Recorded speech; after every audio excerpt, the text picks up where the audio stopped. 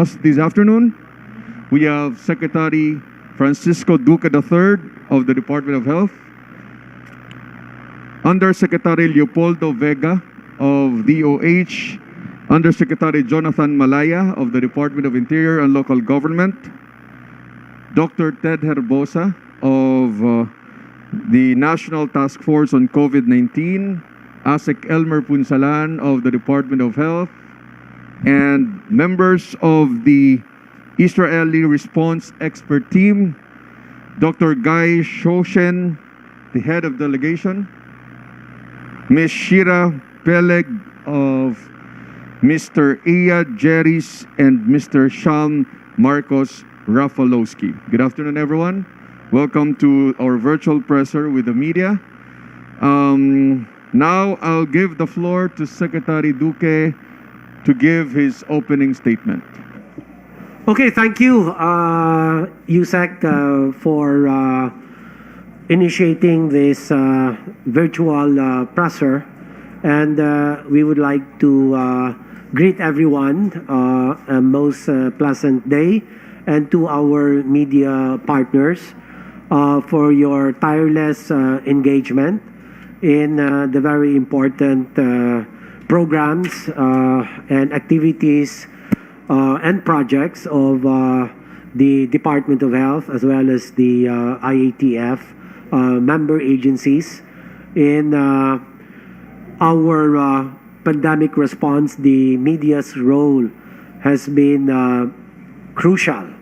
And this is one partnership that is worth nurturing and making sure that the media constitute the platforms upon which we are able to communicate and give updates to the public as to what the IATF and the DOH have been doing, from policy considerations to implementation of very important programs along the lines of our PDITR plus meaning our ramped-up vaccination program, and of course our core strategies of prevention, early detection, aggressive isolation, treatment, and providing the quality of care that our COVID patients deserve, and of course measures to save lives of severe to critical COVID cases, and reintegration, ensuring that the response is well balanced and always in consideration of ensuring service and business continuity. So it's very important that as we try to achieve the impact of much lower morbidity rates and mortality rates, we are also cognizant of the challenge, the huge challenge in ensuring economic or socio-economic recovery. And so in all of this, the media's role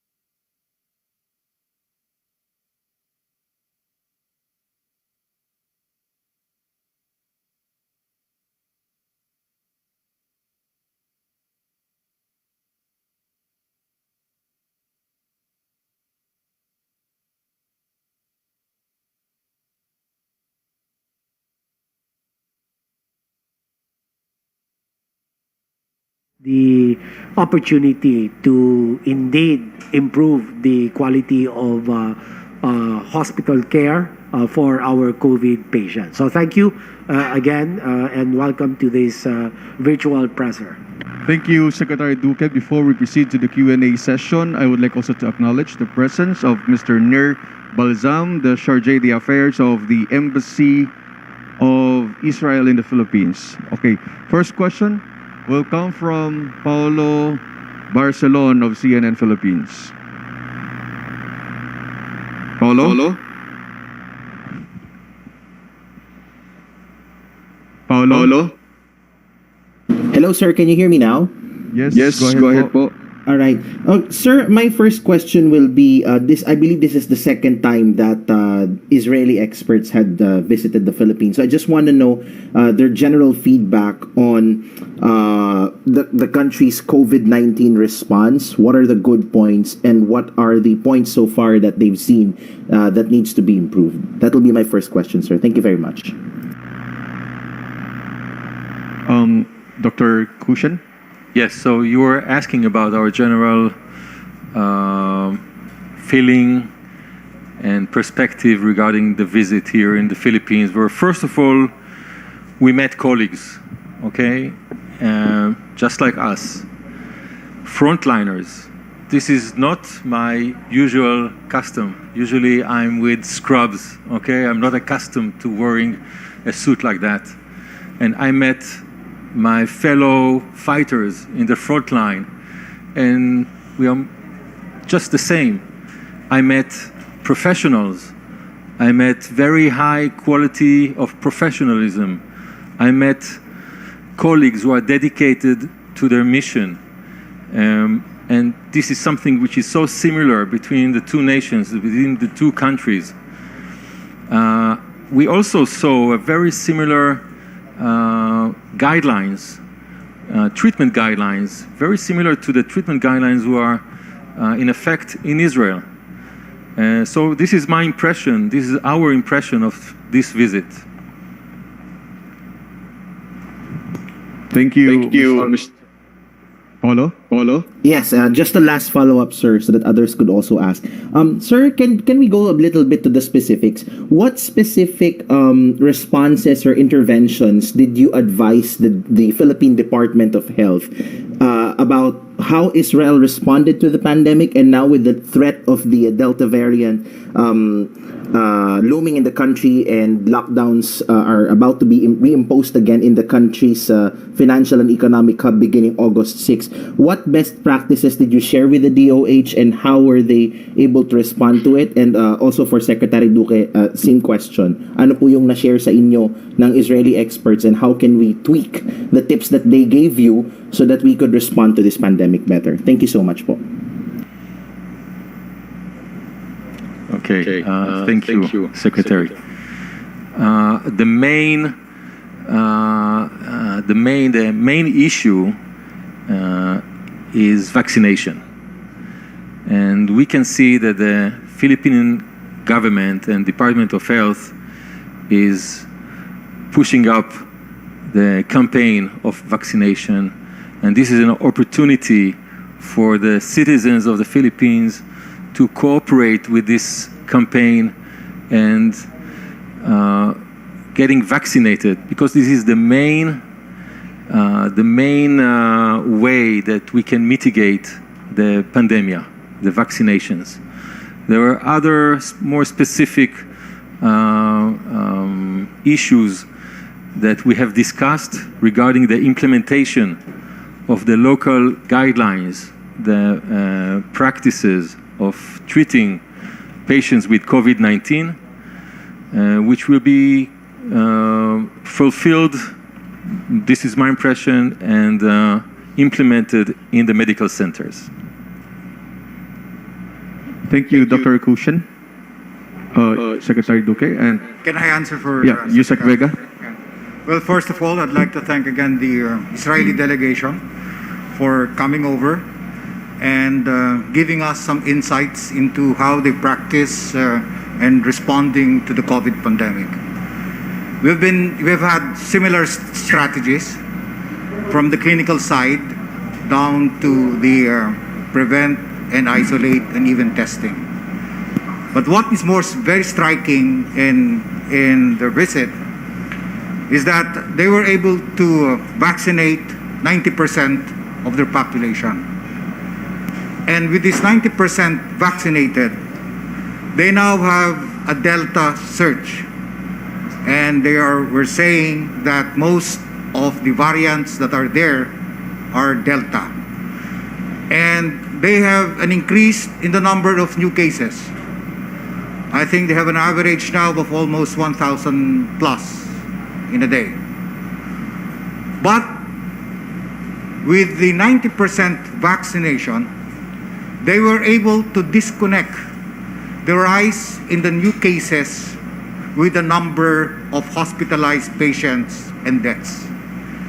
And this is very significant, that with this experience in a country wherein you have 90% vaccinated and without any direct relation in any increase in hospitalization and death, proves that vaccination is the key.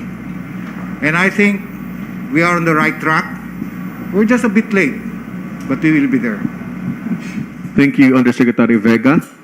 Next question will come from Wang Jingjing of CCTV, or Yellow. Hi. My question, I would like to throw my question to Secretary Duque, because the Foreign Ministry of China said last week that the second phase of the work plan for the COVID-19 origin tracing is had been seriously politicized. And recently, the permanent representative of 48 countries in Geneva also, they write a letter to WHO to opposing the politicization of this kind of virus origin tracing. They said that they support that this kind of virus origin tracing is a matter of science and should be conducted by the scientists. So I would like to know how about the Philippine government comment on this? First and foremost, if the issue is being politicized as to the genesis or to the origin of the Wuhan virus, that is something that we are totally indifferent about, because we're very busy ramping up our pandemic response, and we do not want to politicize the issue of COVID-19. So whatever is being politicized by certain leaders, by certain politicians, we leave it up to them. But as professionals, as men and women of science, we are governed by data, by science, by expertise of well-meaning partners from other countries and from the development partners, WHO, UNICEF, etc. So my short answer to that is we shun the politicization of anything that has something to do with COVID-19. Thank you. Thank you, Secretary Duque. Yellow. Yeah, I'm fine. Thank you. Thank you, Wang Jingjing of CCTV. Next question will come from JP Soriano of GMA7. JP? Okay. Ira Panganiban of Publico.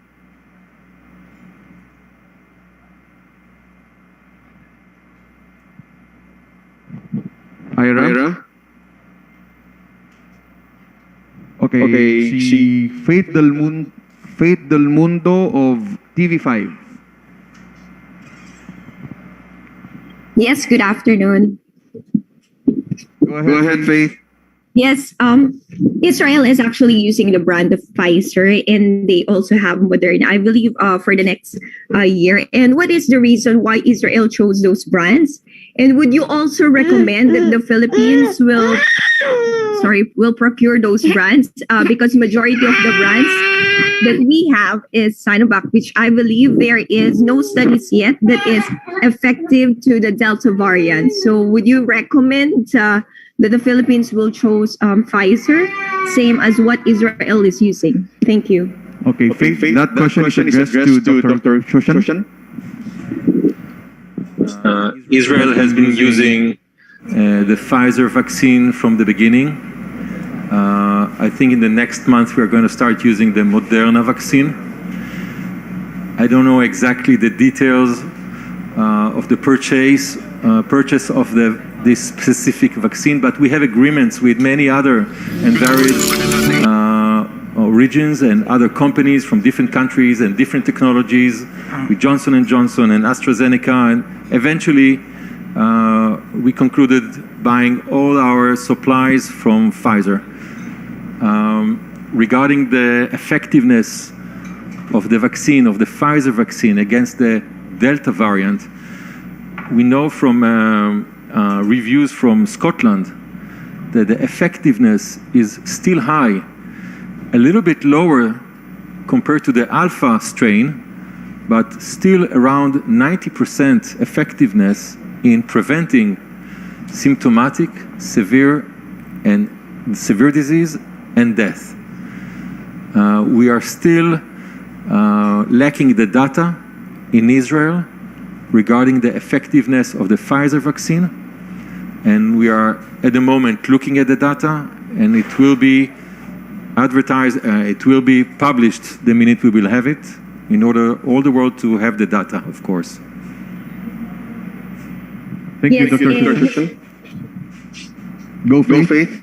Yes, just a follow-up. And I think just today, Pfizer, there is a booster or a third dose for Pfizer. In Israel, there will be given like for ages 60 and above. So would you also suggest that here in the Philippines, we can use that, or we can also have the third dose booster for the Pfizer or for other vaccines? Thank you. My advice is to first vaccinate with the first dose and the second dose of whatever vaccination you have, and wait with this question for a later stage when most of the population will be vaccinated. I think that this dilemma is still not relevant for the Philippines at the moment, okay, regarding a third booster dose. That's from my end. Thank you very much. Thank you, Faith Del Mundo of TV5. GMA7, JP Soriano.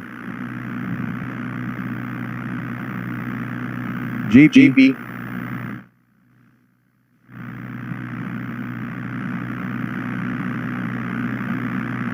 Okay, Christine Gonzalez of Today Online. Christine?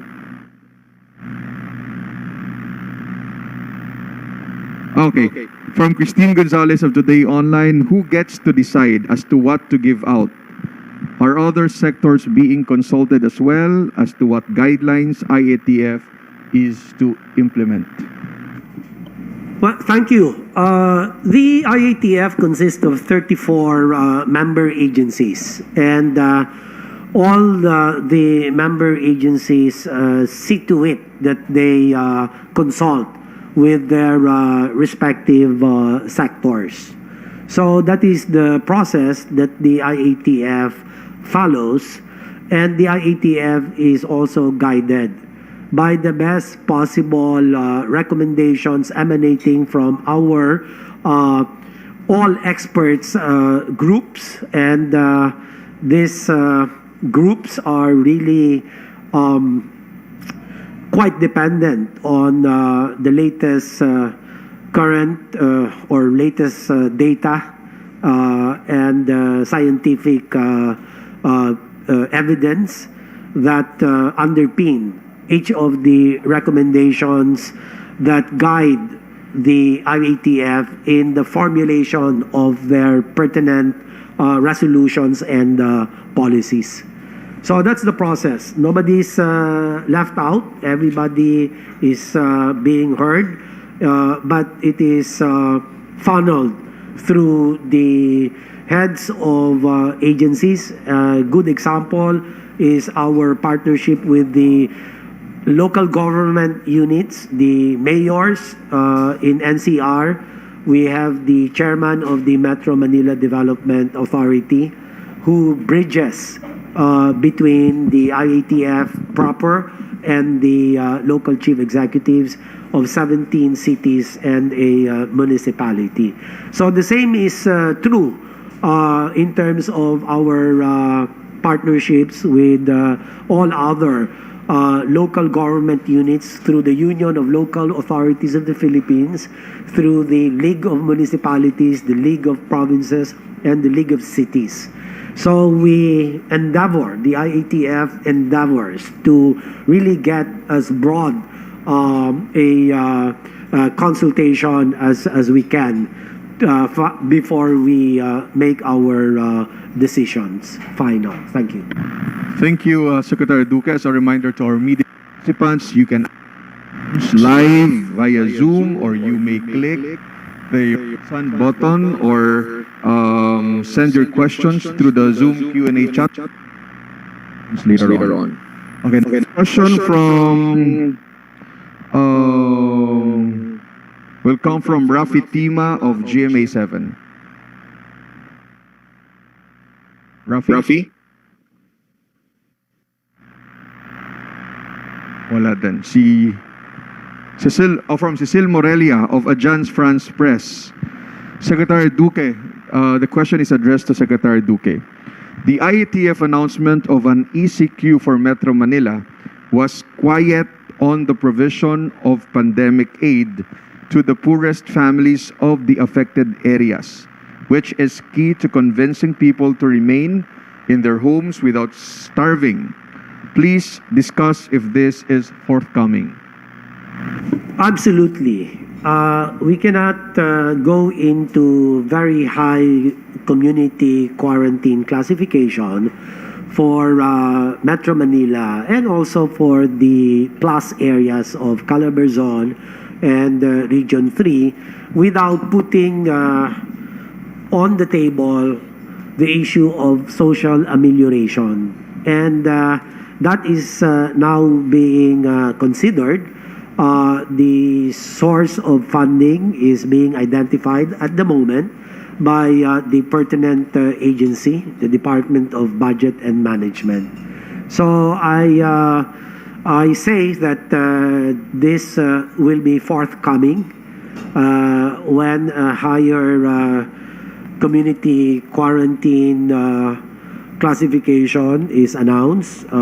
Again, depending on the fresh data that we receive and the evidence of increasing number of cases presumably driven by the Delta variant and other variants for that matter, because right now we are not just confronted with the Delta variant, but we are also confronted with both the Alpha and the Beta variants. So it has been the policy of government to mitigate the impact of high or very extreme community quarantines by way of social amelioration programs, such as the cash aid that will be distributed to individuals and families during the time of high community quarantine status. Thank you, Sec Duque. The next question is addressed to the Israeli delegation. From June Cañete of Techcast Media Hong Kong, could you please describe the current scenario in Israel in terms of herd immunity threshold? According to my sources, the pandemic task group in Israel has now increased the threshold to more than 80%, up from the normal 70%.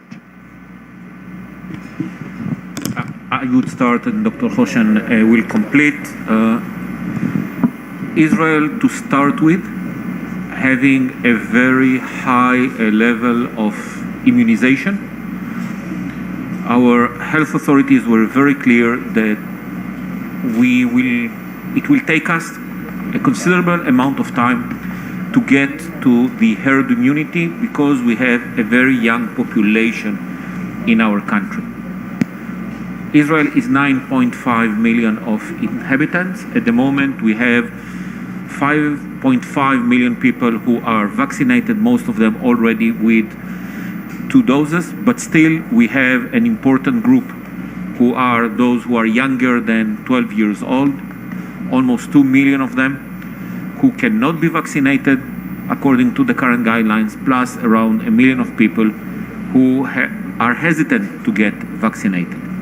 So as a country, even though we are high, as I said, on vaccination, we are working very hard mainly to convince those who are hesitant about, first, the safety of the vaccine, secondly, about the idea that the only way to protect themselves, their beloved ones, and their community is through vaccination. This is the message. It has been on the table for a long time by the healthcare professionals. It was stated very clearly recently by our Prime Minister, and we will keep on doing our best to convince our citizens to get vaccinated. This is our way forward. Thank you, Mr. Shane Marcos Rafalowski. Okay, next question will come from Joyce Rocamora of the Philippine News Agency. Joyce? Hello. Go ahead, Joyce. Hello, Sec. Hello, Yusek, and to our Israeli delegations. My question is to our health officials. Based on your meetings this past few days, what Israeli practice do you think the Philippines should adopt in terms of quarantine as well as in treating mild and severe cases of COVID, particularly now that we are preparing for a possible surge due to the Delta variant? You know, our strategy is a what I call the four-door strategy. Okay, we began with imposing travel restrictions, and up to now we have about 10 countries that we have imposed upon travel restrictions of ROFs and foreign nationals. But of course, now that we have the Delta variant, we will continue to extend those travel restrictions, and also, of course, for the door 3 of the four-door strategy is heightened implementation of a heightened strict border controls, and the enforcement of very stringent quarantine protocols of 14-day quarantine, test on the 7th day, and the ensuring the screening of symptomatic patients and risk evaluation of risks exposure, and also when the virus has been identified to be now in the country and local cases have been identified, we ramp up our PDITR plus strategy, as I have mentioned. So we have implemented more profound preventive interventions. An example, of course, is the strict compliance to the minimum public health standards or the non-pharmaceutical interventions of face mask, face shield, social distancing, ensuring proper ventilation in areas where people congregate. But even that is, of course, discouraged, if not disallowed at this point, of our community quarantine. And the early detection is a key measure by way of active case finding, strengthened disease surveillance complemented by biosurveillance, by way of whole genome sequencing by the Philippine Genome Center, and also aggressive contact tracing and testing, and very aggressive isolation as well through the Oplan Kalinga in our TTMFs, the temporary treatment and monitoring facilities, capacities of which we have considerably ramped up over the past several months, precisely because we were expecting that a part 4 of the strategy is really ramping up capacities where treatment is concerned, and this is increasing capacities of hospital systems. You have, of course, the ward beds, the isolation beds, and very importantly, the principle of expanding the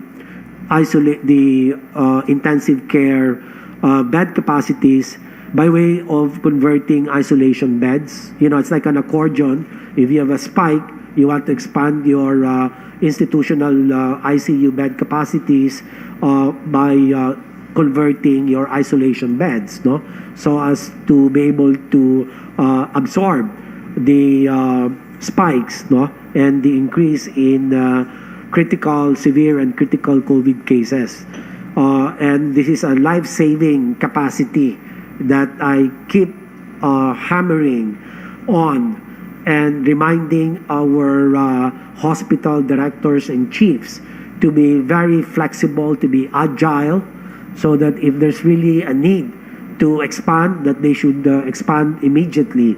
And of course, we ensure stockpiling of life-saving medicines, of dexamethasone, of remdesivir, of tocilizumab, and other pharmaceutical interventions. And so all of these that I have mentioned constitute the four-door strategy in dealing with the pandemic in general and in dealing with the COVID-19 Delta variant in particular. And lastly, ramping up, of course, our vaccination coverage. And, you know, the country is unique in the sense that we have adopted a portfolio of vaccines. No, we have about 7 different vaccines that we have begun using since February, or rather March, I would say. And it has been serving us quite well. It's been benefiting us.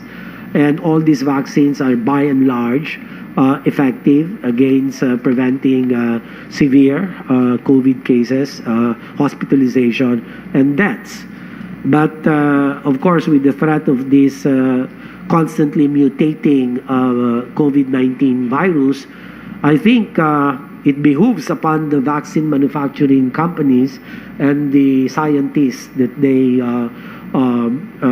employ and they engage to really be as agile in tweaking the immunogenicity of the vaccines that they have developed. It cannot be a status quo.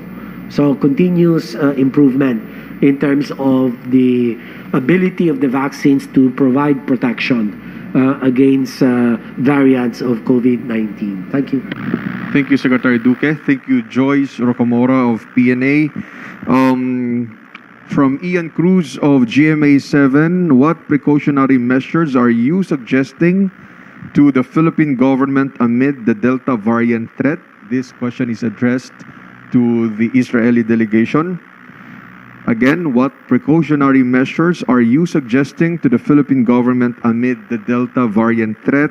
Are you recommending a booster for senior citizens of the Philippines? I repeat my answer as I answered before. Our main recommendation for the Philippine Department of Health is to continue, as they are doing at the moment, in vaccinating more and more citizens of the Philippines. The more people will be vaccinated, you'll see less and less hospitalizations, less and less severe and critical cases. And this is what you're looking for. This is one of your most important goals in order not to overwhelm the medical centers and the medical institutes. So continue with the vaccination campaign. The question of a third booster vaccine is irrelevant at the moment, is irrelevant because as far as I understand, The goal is to get the first and second dose, or first dose, or whatever you have available, as many people as possible, and not aiming for a third booster dose. This is not the main concern at the moment. Thank you, Dr. Shushan. Next question will come from Ivan Stuart Saldaheno of Dugout, Philippines. On a personal note, assuming we might be prompt to take a third dose, do you prefer it to be the same brand, or are you okay with having Pfizer instead, since that is the only vaccine with the result on the third dosing? Dr. Shushan? My main concern as a Filipino would be to get a vaccine. Doesn't matter which manufacturer, it doesn't matter if it is mixed or not mixed. What is available, my advice, take it. You should not, as a Ministry of Health, I would take the third booster dose and give it to someone who is not vaccinated at all. So third dose at the moment, as situation at the moment in the Philippines, I think is irrelevant, and just vaccine as many people as possible. Thank you, Dr. Shushan. From Christine Gonzalez of Today Online, this question is for everyone. Do we see this situation going to extend for how many months more, with variants and other factors cropping up? Secretary Duque. We are going to live with the virus, okay? I don't think this is going to end anytime soon. So let us disabuse our minds that this virus will disappear one day. It might, we really can't say, but we do not have the luxury of such an imagination. So we have to continuously be on the lookout for these mutations. Not all mutations are bad, by the way, but the way it is now, the mutation seems to confer upon the virus increased transmissibility, and that's the problem. They're more infectious and hopefully not more virulent, but even that has to be assumed to a certain degree, so that, you know, we're all ready to heighten our response. And so this virus will stay, and it will, we all have to just dig in. We all just have to find ways of beating this, and hopefully it will enter into a more prolonged phase of relative quiescence, which means, you know, we have very low cases, so that the health system's capacity is not overwhelmed, okay? But we have to live with it, as Tomas Pueyo, in his very good essay on the hammer and dance. We need to learn how to dance with the virus, and we have the tools to be able to keep it down and ensure that service, business continues, etc. So that's it. We're trying our best. We're ramping up. We're listening to the experts. We hope to further improve our response, identify the gaps, bridge those gaps with much better ways of doing things. Thank you. Thank you, Secretary Duque. How about Dr. Shushan?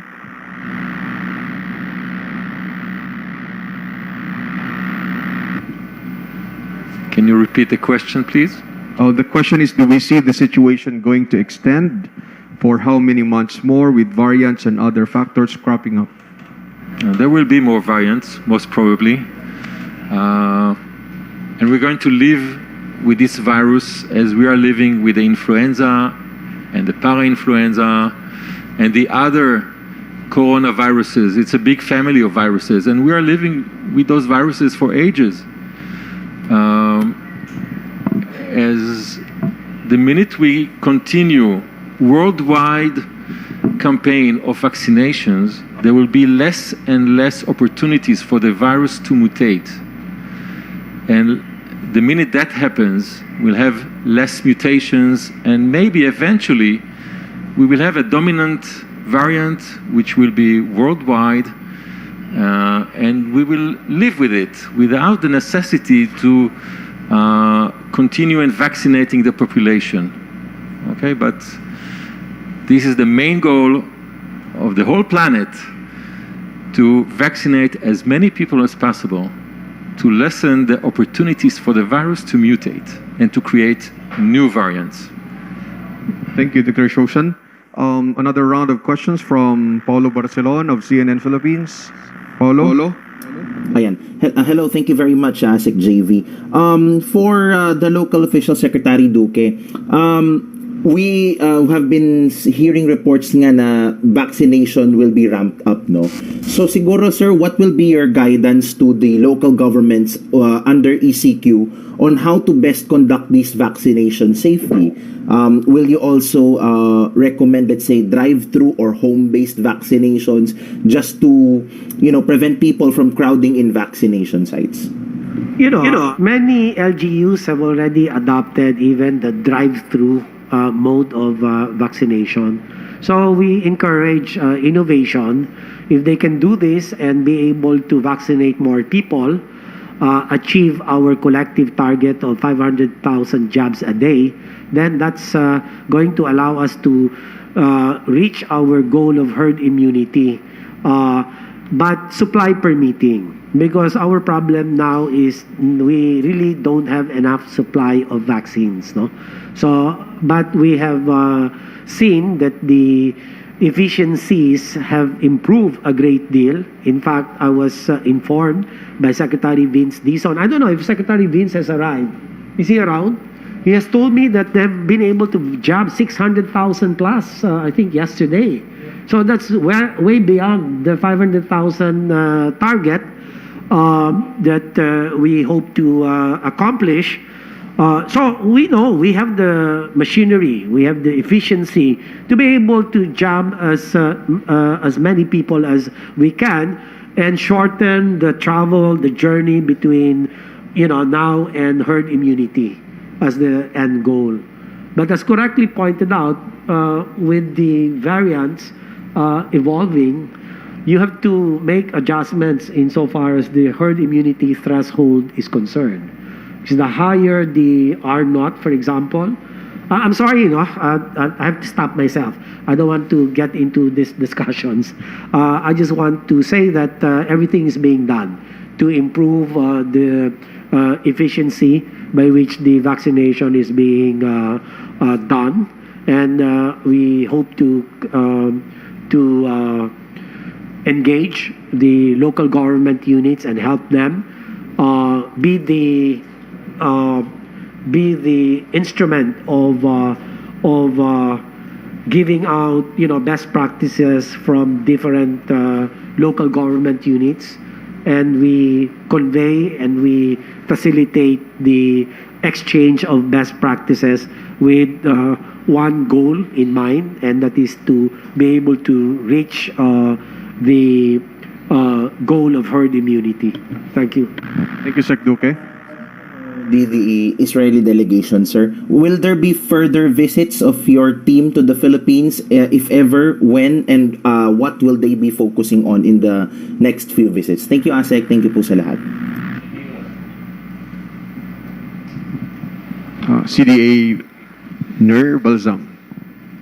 This is the second delegation.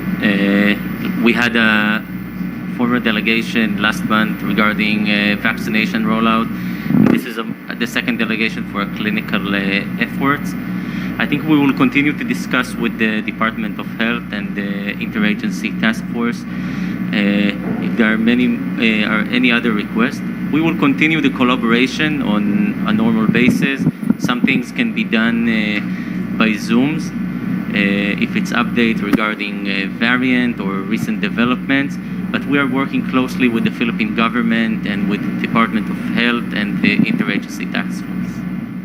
Thank you, Mr. Nur Balzam, the CDA of the Embassy of Israel in the Philippines. Last two questions from Faith Del Mundo of TV5 for Secretary Duque. According to the survey of Pulse Asia, only 46%, not the majority, will be going out to vote if given there is a high number of COVID-19 cases in their areas during the election. In your assessment on May next year, will there be an improvement of COVID situation? What is the DOH doing for the preparation of the coming election, especially on COVID situation, and for Israel representative? What is their suggestion to address this issue? Sec Duque. And Yeah. Number one, I don't have the crystal ball to tell you how the COVID situation is going to be come election year, no? But we will do our best to really mitigate the impact of the pandemic. But on a more definitive note, we will meet with the COMELEC and bank. This is the directive of the President during our meeting last Wednesday. And we have to meet with them and help them come up with the health and safety protocols in the conduct of the campaign, number one, and in the election proper itself. No, so we are readying with the experts on how best we can continue to conduct, the campaign activities, the electoral processes, but making sure that there will be compliance to the usual minimum public health standards and more interventions, preventive in nature. No? So that's it. We will sit down with them. thank you, Secretary Duque. Mr. Rafalowski. Without going into the bits and pieces of Israeli politics, Israel went to elections twice during COVID times. One very early on March 2020, March 2020, and the other one just 3 months ago. So we have plenty of experience both on putting the guidelines for political rallies and these kind of activities, but more important, how to set up a whole system. And during our last election day, we had a whole system to allow people to exercise their democratic right to vote, and at the same time being able to maintain all the restrictions. So just to give small examples, there were voting polls inside the corona wards of the hospitals. There was a system for people to vote if they are under home quarantine, maintaining all the measures. I'm very proud to say that we did not see any increase in new cases due to the election day, and at the same time, we as a country enabled all our citizens to participate in democratic process. And Israel, of course, through the embassy in Manila, would be more than happy to share our experiences and the tools that we used that day. Thank you, Mr. Rafalowski. Okay, last question from Ian Cruz of GMA7. Follow-up question, Punya, for Secretary Duque. Is there an ongoing appeal from the NC or the plus provinces like Bulacan, Cavite, Rizal, and Laguna to also elevate their quarantine status to ECQ, like what will happen to NCR come August 6?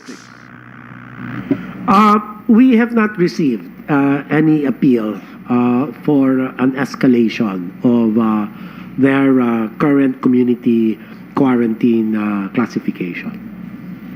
Thank you, Secretary Duque. But again, the process is, if they file an appeal, then we look at the data, then we confer with, we consult with our experts, and then they recommend, and IATF approves. Thank you, Secretary Duque. Again, thank you to our Philippine delegation and to the Israeli delegation for joining us, and to all of the journalists for participating. But before we end the virtual presser, May I ask Secretary Duque and Dr. Chushen for the final statement or remarks. Okay, thank you very much once again for this opportunity, and we are grateful to the Israeli delegation. Remember, this is not the first time that they have sent. I mean, we are grateful to the Israel government because during about a month ago, you sent your experts in the logistics and supply chain management. And that was also a very productive engagement. We've also learned a lot from that group. And now you're the second group. And also it's been equally, if not more productive, because now it's really telling us what you guys have experienced in terms of improving outcomes for your COVID patients, especially the severe and critical COVID cases. No? So I would like to extend the sense of friendship and the goodwill that underpins the relationship between our two governments and between the two peoples of our countries. And so we look forward to many more engagements. And call us up. I mean, we'll call you up. You call us up if, we'll make it a more free-flowing, consultations. Don't charge us, okay? Because we need the money for more vaccines at the moment.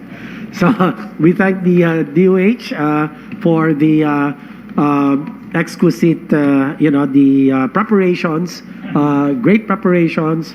And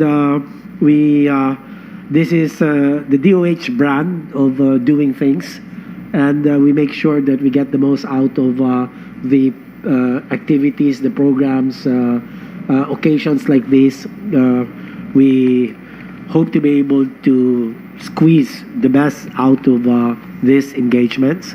But just one goal, and that is to improve the care that our people deserve, that our patients deserve, especially those suffering from COVID-19. So thank you. Thank you, Secretary Duque. Dr. Chushen.